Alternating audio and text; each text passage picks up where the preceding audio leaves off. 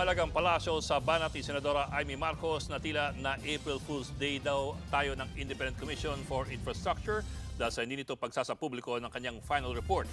Kaugnay po yan ang investigasyon sa flood control scandal. Narito report. Halos isang linggo na ng opisyal na nabuwag ang Independent Commission for Infrastructure.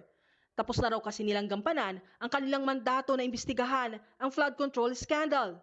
Pero nasaan na nga ba ang final report? Ayon sa palasyo, desisyon na raw ng Ombudsman at Department of Justice kung ilalabas nila ito. Kung ang detalye patungkol po dito, ito po ay nasa DOJ at nasa Ombudsman. At sa discretion na po yan ng DOJ kung ano ang kanilang ibibigay na report na ibinigay sa kanila ng ICI. Una nang nanawagan si Senadora Amy Marcos sa publikong final report ng ICI. Gate ng Senadora, tila na April Fools at nahudas raw tayo ng ICI. Binanatan niya ng palasyo. Sino ba ang nanghudas?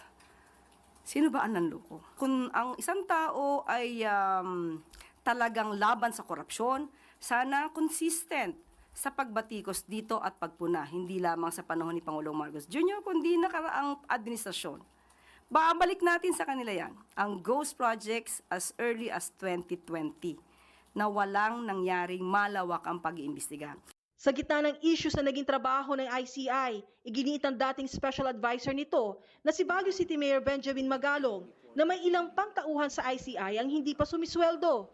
Sinabi niya yan sa panayam sa programang Ted Filon at DJ Chacha sa True FM. Mga last month, may mga nagte-text pa sa akin na hindi pa sila tumatanggap ng sweldo eh. Kaya sabi ko naman sa kanila, hintayin nyo lang, baka hinihintay lang yung release ng cash. Pero ayon sa palasyo, matagal nang nasa kamay ng ICI ang kanilang budget. Hindi na po hawak ng Office of the President kung na mapapasweldo ba o hindi napapasweldo ang mga ICI workers. Nasa kamay na po yan sa pamumuno po ng ICI. Nagbabalita mula sa Frontline, Maluy Chivaria, News 5.